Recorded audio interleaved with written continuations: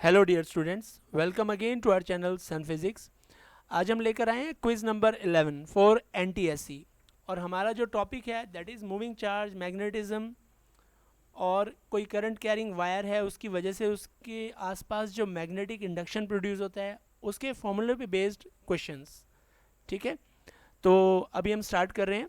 I think rule आपको याद ही होंगे कि हर क्वेश्चन के 4 ऑप्शन होंगे और जो भी सही ऑप्शन ऑप्शन आपको लगेगा वो आप कमेंट बॉक्स में लिखेंगे। क्वेश्चन की टाइमिंग ख़त्म होने के बाद उसका आंसर स्क्रीन पे आएगा और आप at the end of the quiz मुझे अपना स्कोर बताएंगे कि आउट ऑफ 20 या 25 या जितने भी क्वेश्चंस का क्विज होता है उसमें से आपके कितने मार्क्स आए। ठीक है, तो हम स्टार्ट कर रहे हैं क्विज को।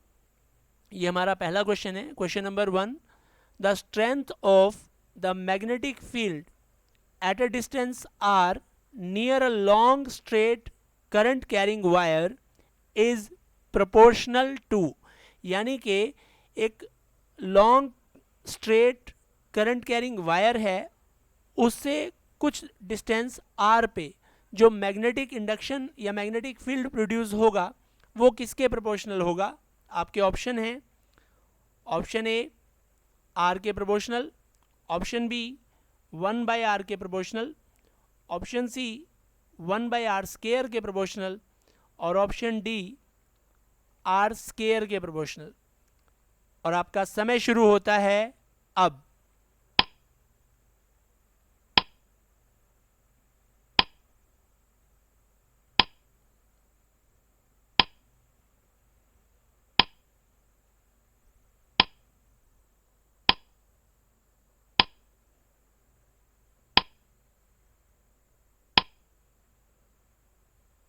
वेरी गुड, बहुत सारे स्टूडेंट्स ने आंसर दिए हैं, देखते हैं सही क्या है। The right answer is B 1/r। देखिए, लॉन्ग वायर की वजह से जो मैग्नेटिक इंडक्शन का फॉर्मूला होता है बेटा वो होता है B is equal to mu naught I/2πr। तो r जो है वो अपॉन में आ रहा है, तो जो B है वो 1/r के प्रोपोर्शनल है, या हम इसे कह सकते हैं कि वो r के इन्वर्सली प्रोपोर्शनल है। ठीक है, चलिए नेक्स्ट क्वेश्चन पे आते हैं। Question number 2। Which of the following gives the value of magnetic field due to a small current element according to Biot-Savart's law।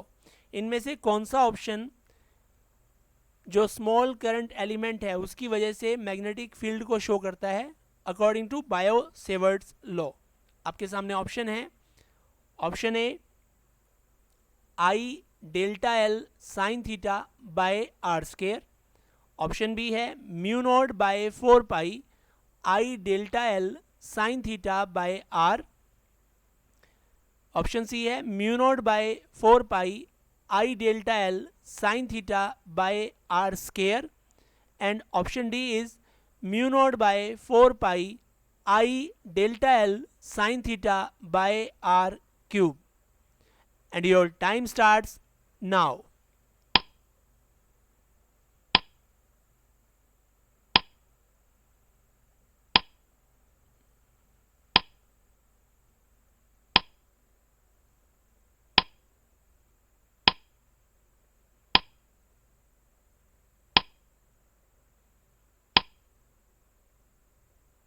Time up, and the right answer is C। तो small magnetic field का formula होता है mu naught by 4 pi I delta L sine theta by R square. Mu naught यहाँ पे magnetic permeability of free space होती है, mu naught by 4 पाई की value है 10⁻⁻⁷।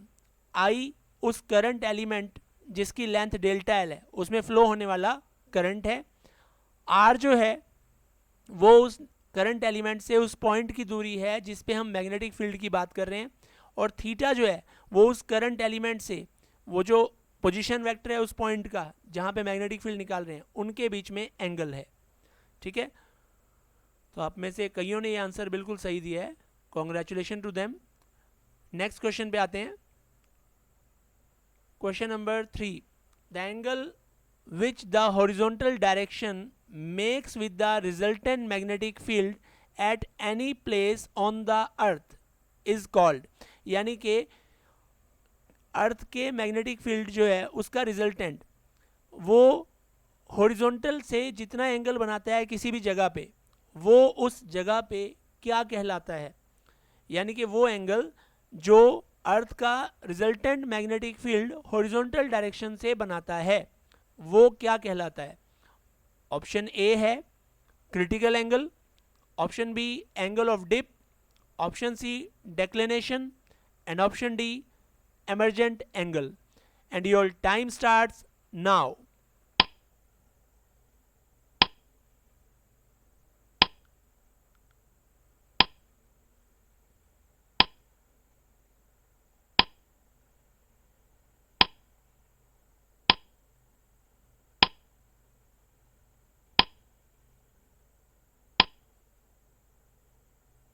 Time up. And the right answer is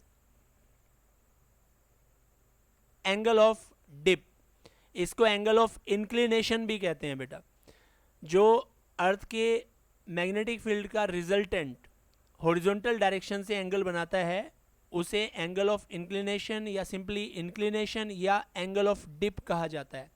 ये अर्थ के मैग्नेटिक फील्ड के जो कंपोनेंट है उसका एक हिस्सा है। ठीक है, चलिए अब अगले क्वेश्चन की ओर चलते हैं। Question number 4, the strength of the magnetic field at a distance r near a long straight current carrying wire is B, यानी कि एक लॉन्ग करंट कैरिंग वायर है, उससे r दूरी पे मैग्नेटिक फील्ड की वैल्यू B है।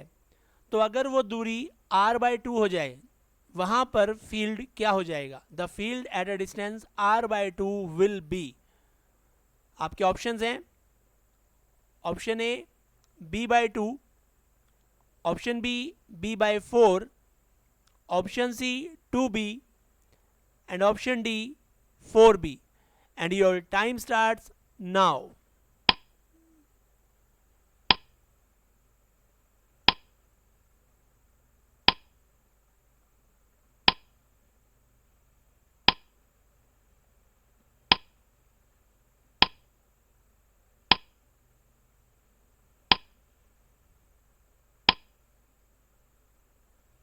Time up. And the right answer is C 2b. देखिए क्या होता है, जो मैग्नेटिक इंडक्शन है वो R के इन्वर्सली प्रोपोर्शनल हो जाता है।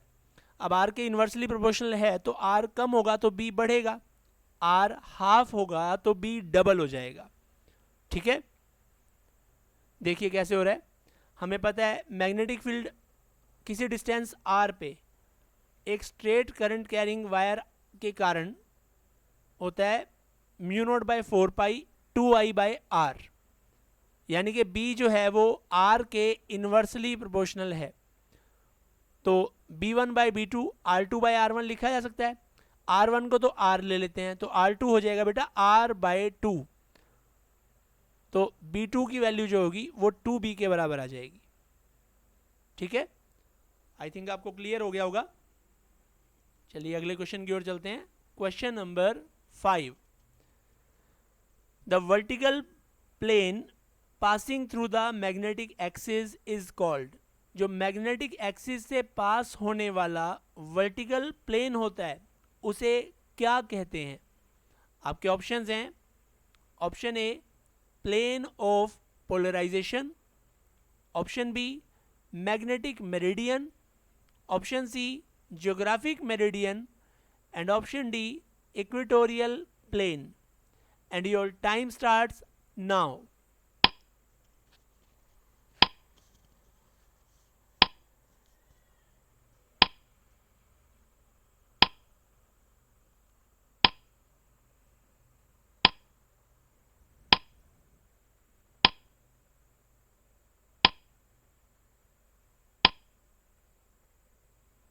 Time up. And the right answer is B magnetic meridian. देखिए जो मैग्नेट है उसकी एक्सिस नॉर्थ से साउथ को मिलाने वाली लाइन होती है, उससे होके जाने वाला वर्टिकल प्लेन जो होता है बेटा वो मैग्नेटिक मेरिडियन कहलाता है। ऐसे ही जो एक्चुअल नॉर्थ और साउथ डायरेक्शन है उनको मिलाने वाली लाइन ज्योग्राफिक एक्सिस है, तो उससे जो प्लेन जाता है वर्टिकल वो ज्योग्राफिक मेरिडियन कहलाता है। इक्वेटोरियल प्लेन जो है वो अर्थ की जो इक्वेटोरियल लाइन है उसको मिलाने वाला प्लेन है पूरा का पूरा। और प्लेन ऑफ पोलराइजेशन आप ऑप्टिक्स में पढ़ेंगे, वो लाइट का टॉपिक है, अभी हम इसको डिस्कस नहीं कर रहे हैं। Next question, question number 6। The current is flowing in south direction along a power line. एक पावर लाइन में जो करंट की डायरेक्शन है फ्लो होने की वो साउथ की तरफ है। The direction of magnetic field above the power line, उस पावर लाइन के ऊपर मैग्नेटिक फील्ड की डायरेक्शन क्या होगी अगर हम अर्थ के मैग्नेटिक फील्ड को इग्नोर कर दें तो। आपके ऑप्शंस हैं, option A south, option B east, option C north and option D west. And your time starts now.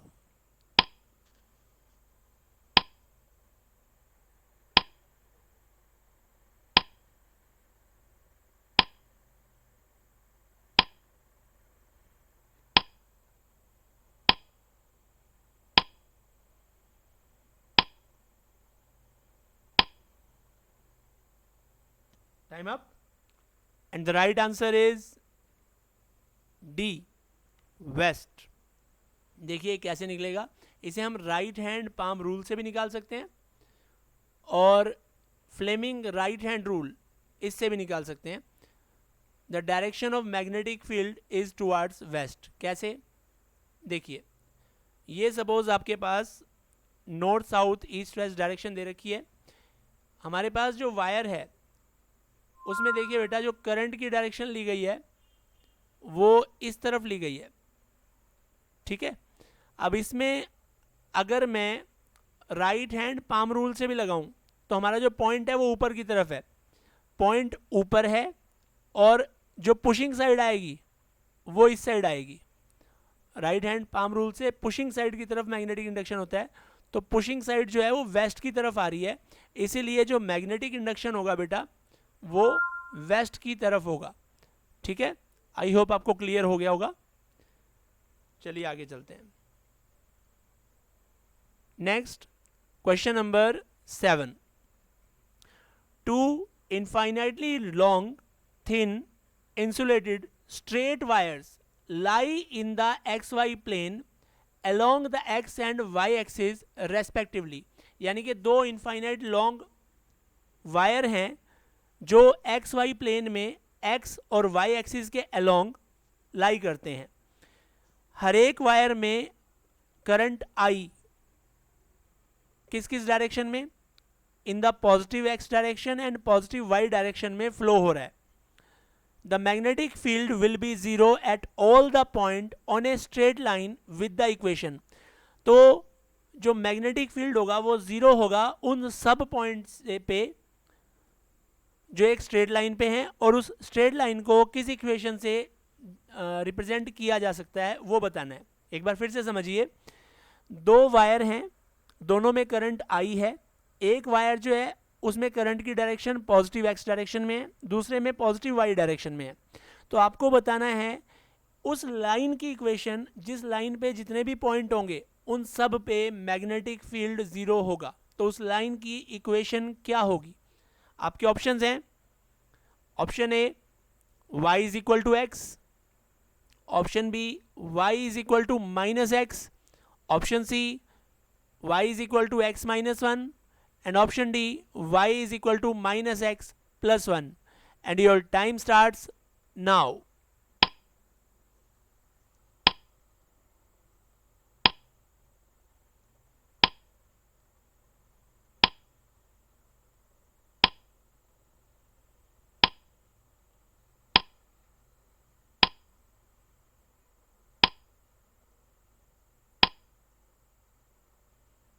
time up। and the right answer is A, y is equal to x। कई लोगों को ये question थोड़ा सा confusing लग रहा है। Question मैंने एक्सप्लेन कर दिया है, let me explain the solution. देखिए क्या होता है, जो लाइन एक्स वाई है उसके ऊपर जितने भी पॉइंट हैं उन सब पॉइंट पे दोनों वायर के कारण जो मैग्नेटिक फील्ड होंगे वो इक्वल और अपोजिट होंगे बेटा। कैसे, ये देखिए। अब ध्यान दीजिए, हमारे पास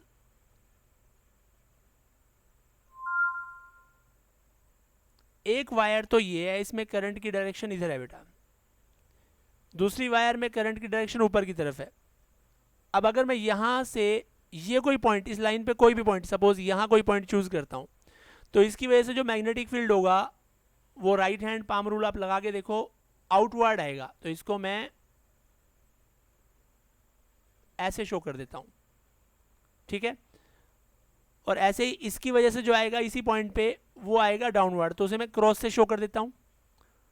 अब ध्यान दीजिए, अगर मैं इस लाइन पे कोई भी पॉइंट लूँगा तो जितनी दूरी इससे होगी उतनी दूरी इससे होगी, तो डिस्टेंस भी इक्वल है और करंट भी इक्वल है। तो इन पॉइंट पे दोनों के कारण जो मैग्नेटिक इंडक्शन होंगे वो इक्वल होंगे, लेकिन एक को मैंने डॉट से रिप्रेजेंट किया है, एक को क्रॉस से, यानी कि एक परपेंडिकुलर इनवर्ड है, दूसरा परपेंडिकुलर आउटवर्ड है। इस पूरी लाइन पे ये बात लागू होती है। आप इस लाइन पे कहीं पे भी चल दीजिए, इस साइड या इस साइड, हर पॉइंट पे क्या होगा, जो दोनों वायर के कारण मैग्नेटिक इंडक्शन होगा वो इक्वल और अपोजिट होगा, इसलिए जीरो हो जाएगा, ठीक है। तो इसका मतलब अब इस लाइन की इक्वेशन क्या बनी, इस लाइन की इक्वेशन है y is equal to x, ठीक है। तो इस लाइन पे जितने भी पॉइंट होंगे उन सब पे मैग्नेटिक इंडक्शन जीरो होगा। आई होप ये भी आपको क्लियर हो गया होगा। चलिए हम आगे चलते हैं।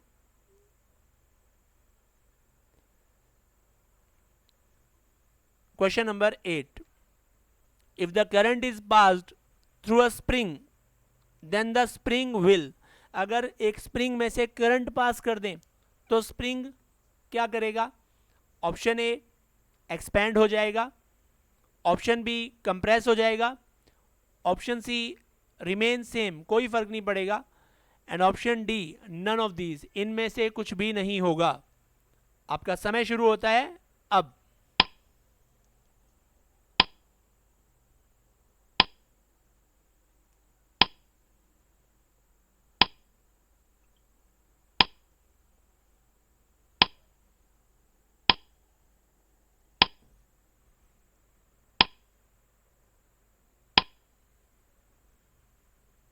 Time up, and the right answer is B, compress हो जाएगा।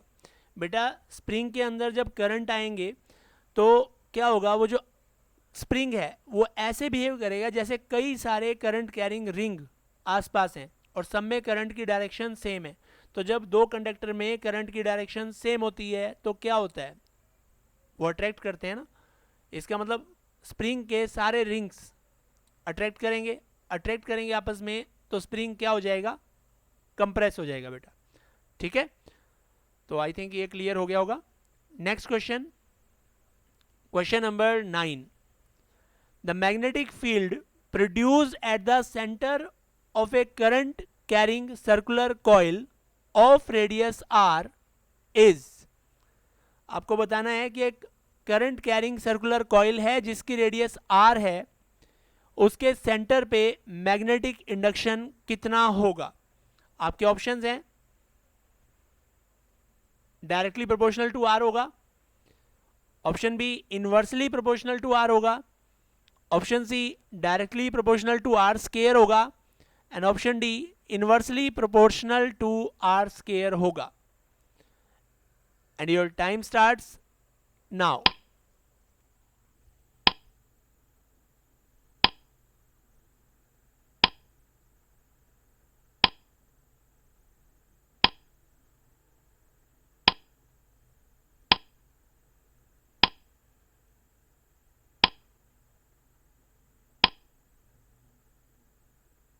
Time up, and the right answer is B, inversely proportional to R।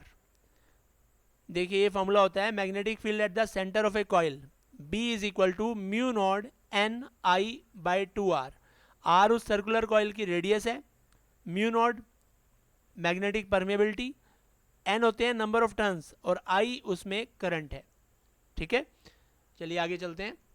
Question number 10, an arc of the circle of radius r subtends an angle pi by 2 at the center, यानी कि एक r radius का arc है, वो circle के centre पे pi by 2 angle बनाता है। और अगर मान लिया आर्क में करंट आई है, the magnetic field at the centre, तो सेंटर पे मैग्नेटिक फील्ड कितना होगा? आपके ऑप्शंस हैं, option A mu naught I by 2r, option B mu naught I by 8r, option C mu naught I by 4r, and option D 2 mu naught I by 5r। And your time starts now.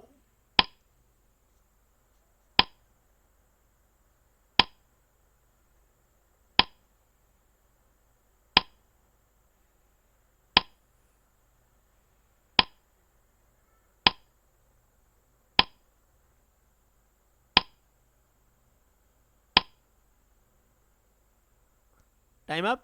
And the right answer is B, mu naught I by 8r। देखिए जो पूरा circle है वो centre पे 2 पाई angle बनाता है, तो अगर कोई ऐसा आर्क हो जो पाई बाय 2 एंगल बना रहा है, इसका मतलब वो सर्कल के 1/4 पार्ट के बराबर है। तो सर्कुलर कॉइल के सेंटर पे मैग्नेटिक इंडक्शन होता है mu naught I by 2r, तो उसका 1/4 कितना हो जाएगा?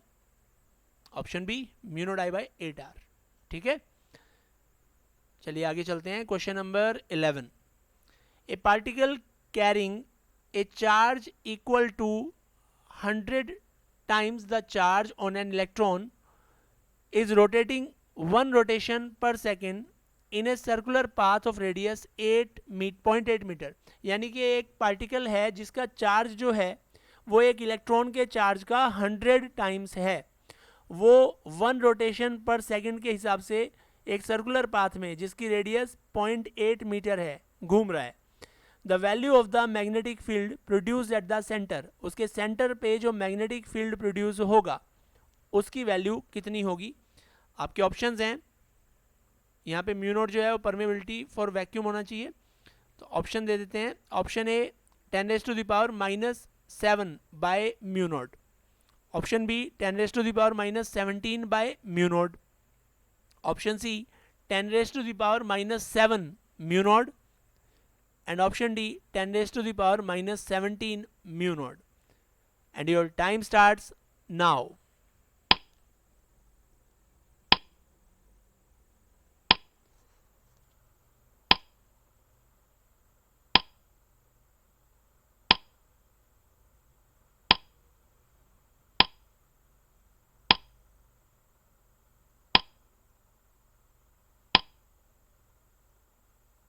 time up। and the right answer is B 10⁻⁻17 by mu naught। देखिए कैसे होगा ये। Current produce in the wire, उसका फॉर्मूला होता है I is equal to Q by T. अब Q जो है वो एक इलेक्ट्रॉन के चार्ज का कितना है बेटा? What is Q? Q is 100 times of the charge of 1 electron, तो 100 ई कर देंगे ये आपका, और टाइम है 1 सेकेंड, तो आई आ जाएगा 100 ई। उसके बाद magnetic field at the centre of a circular path, circular coil के सेंटर पे जो मैग्नेटिक फील्ड होता है वो होता है mu naught by 4 pi 2 pi I by R. अब 2 पाई से 4 पाई कैंसिल हो सकता है वैसे तो, अब इसको पूरे को सॉल्व करेंगे अगर, तो रिजल्ट आ जाएगा बेटा 10⁻⁻17 इंटू म्यू नॉट। यहाँ पे म्यू नॉट की वैल्यू नहीं रखी गई है। ठीक है, इस सारे को सॉल्व करेंगे आप तो फाइनली आपके पास ये रिजल्ट आ जाएगा। चलिए नेक्स्ट क्वेश्चन पे आते हैं।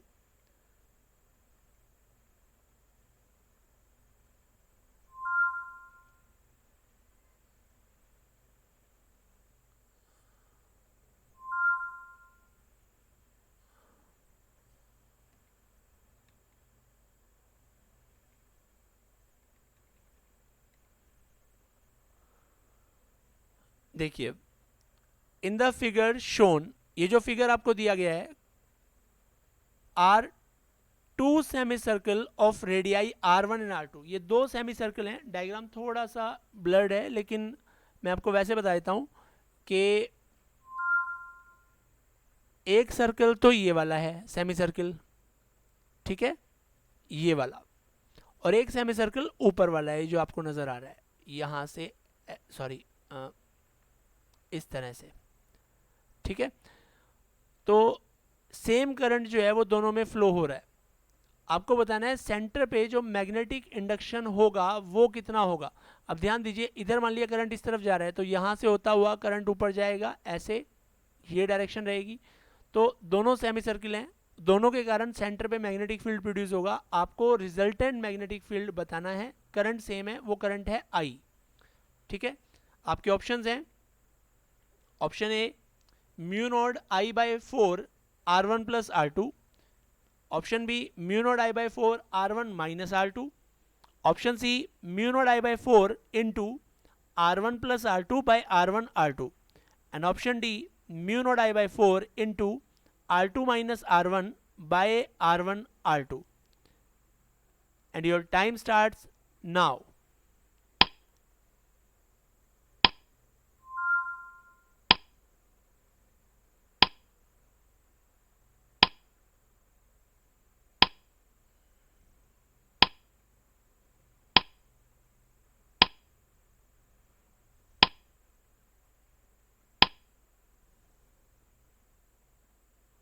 Time up, and the right answer is C, mu naught I by 4 into R1 plus R2 by R1 R2। देखिए कैसे होगा, बहुत सिंपल है। ये दोनों सेमी सर्कल हैं, दोनों सेमी सर्कल के कारण सेंटर पे मैग्नेटिक इंडक्शन होगा। अब हमें ये देखना है कि सेम डायरेक्शन में है या अपोजिट में है। ध्यान दीजिए, दोनों के कारण इनवर्ड होगा, तो नेट फील्ड जो है वो ऐड हो जाएगा। तो B equal to B1 plus B2, तो म्यू नॉट आई बाय, वैसे तो 2R होता है लेकिन ये सेमी सर्किल है तो उसका हाफ कर देंगे, तो mu naught I by 4R1 plus mu naught I by 4R2। Mu naught I by R common आ जाएगा, R1 plus R2 bye R1 R2 result आ जाएगा, ठीक है। चलिए आगे चलते हैं। Next question, question number 13। The current of 0.1 ampere circulates around a coil of 100 turns and having a radius equal to 5 centimeter. The magnetic field set up at the center of the coil is, यानी कि एक coil है जिसमें 100 turns हैं, उसकी radius 5 centimetre है, उसमें 0.1 ampere का करंट सर्कुलेट होता है। आपको बताना है कि उसके सेंटर पे मैग्नेटिक इंडक्शन कितना हो जाएगा। आप यहाँ पे म्यू नोट की वैल्यू लेनी है 4 pi into 10⁻⁻7 weber per ampere metre. आपके ऑप्शंस हैं, option A 5 pi into 10⁻⁻5 tesla, option B 8 pi into 10⁻⁻5 tesla, option C 4 pi into 10⁻⁻5 tesla, and option D 2 pi into 10⁻⁻5 tesla. And your time starts now.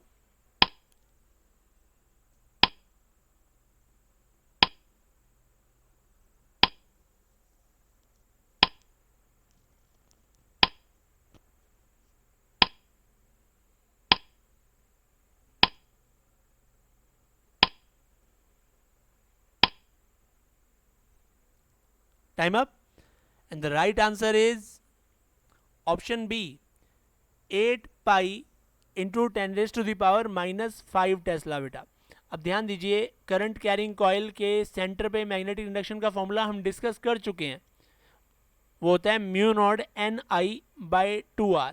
तो mu not की value भी आपको यहाँ पता है, current 0.1 ampere दे रखा है, number of turns 100 दे रखे हैं, रेडियस 5 सेंटीमीटर को मीटर में कन्वर्ट कर लेंगे, तो फाइनली आपका जो रिजल्ट आएगा वो ऑप्शन बी के बराबर आ जाएगा बेटा, ठीक है। वेरी गुड, काफ़ी लोगों ने इसका आंसर दे भी दिया है। चलिए अब आगे चलते हैं। Question number 14, AC generator is based on, यानी कि आपको एसी जनरेटर का प्रिंसिपल बताना है कि किस प्रिंसिपल पे वो बेस्ड है। आपके ऑप्शंस हैं, option A mutual induction, option B photo electric effect, option C EMI, and option D Snell's law. And your time starts now.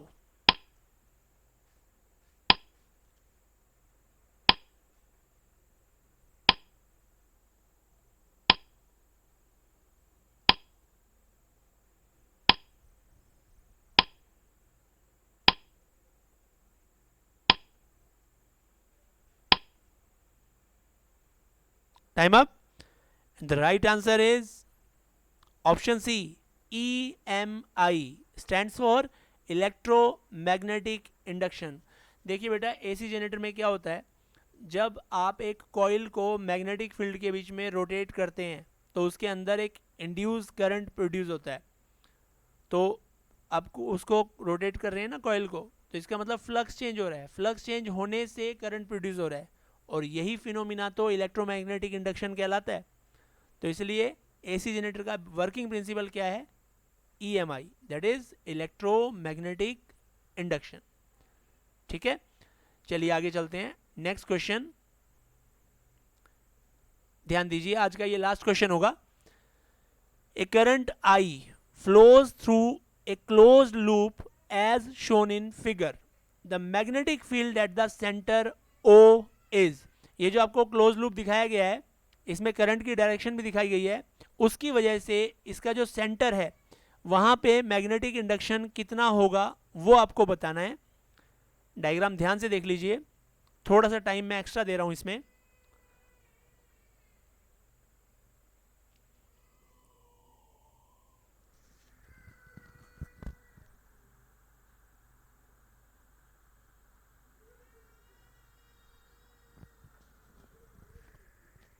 चलिए आपके ऑप्शन बता रहा हूँ मैं.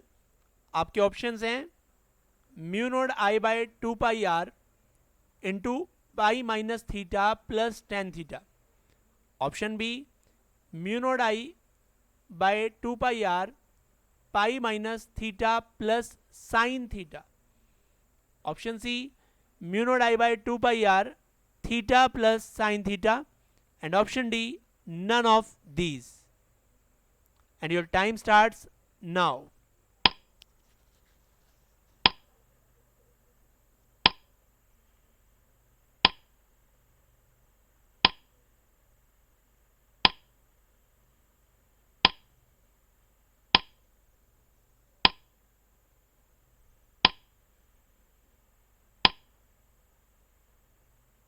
Time up.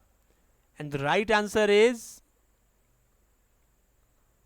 A, mu naught I by 2 pi r into pi minus theta plus tan theta. देखिए कैसे होगा ये क्वेश्चन, थोड़ा सा लेंथी है इसलिए मैंने इसके लिए टाइम भी ज़्यादा दिया था, लेकिन ये आपकी रेंज से बाहर नहीं है. जिन फॉर्मूलों को आपने पढ़ा है उसी के बेस पे ये क्वेश्चन था. देखिए कैसे होगा. ये आपका डायग्राम है. हमने क्या किया इसमें, ये ध्यान दीजिए, ये लाइन ड्रॉ कर ली और इसकी लेंथ रख दी r. ये वाली जो लाइन है इसकी लेंथ कैपिटल R है. ठीक है, तो दो तरह के स्ट्रक्चर हो गए, एक तो ये सर्कुलर वाला जिसका एक हिस्सा कटा हुआ है, और एक स्ट्रेट लाइन वाला. दोनों के कारण इस पॉइंट पे मैग्नेटिक इंडक्शन होगा. ठीक है, और दोनों के कारण जो मैग्नेटिक इंडक्शन होगा वो सेम डायरेक्शन में होगा, तो वो ऐड भी हो जाएगा. चलिए अब आगे चलते हैं. The magnetic field at the centre O, वो B naught is equal to B1 plus B2 होगा. जैसे मैंने अभी आपको बताया, दो स्ट्रक्चर हैं, दोनों के कारण मैग्नेटिक इंडक्शन होगा और सेम डायरेक्शन में होगा. आप राइट हैंड पाम रूल से निकाल भी सकते हैं. तो इसलिए रिजल्ट जो आएगा वो ऐड हो जाएगा. तो आगे चलते हैं. अब पहला जो है वो एक आर्क है. आर्क जो सेंटर पे कितना एंगल बनाएगा, टोटल 2 पाई होता, उसमें से 2 थीटा हट गया, तो कितना एंगल बन रहा है, 2 पाई माइनस 2 थीटा बन रहा है.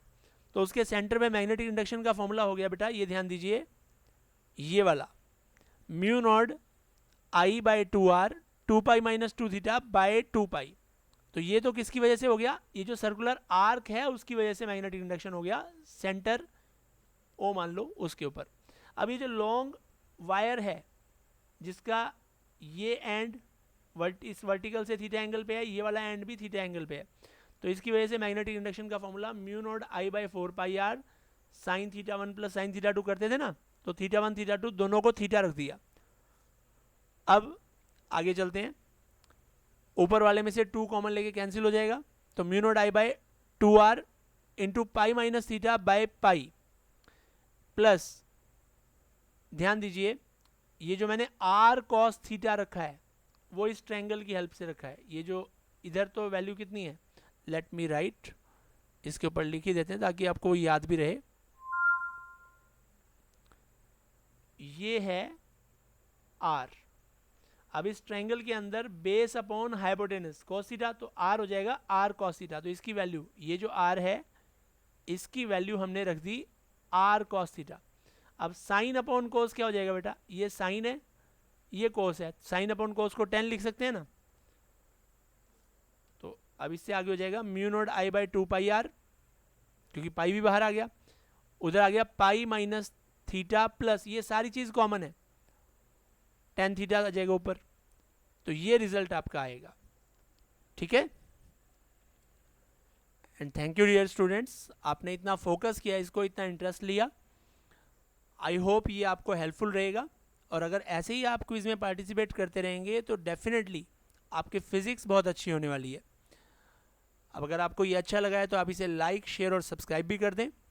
अपने फ्रेंड्स को भी बोलें कि अगर वो इस क्विज में पार्टिसिपेट करते हैं तो उनके लिए फिज़िक्स काफ़ी इजी होने वाली है। ठीक है, थैंक यू वेरी मच।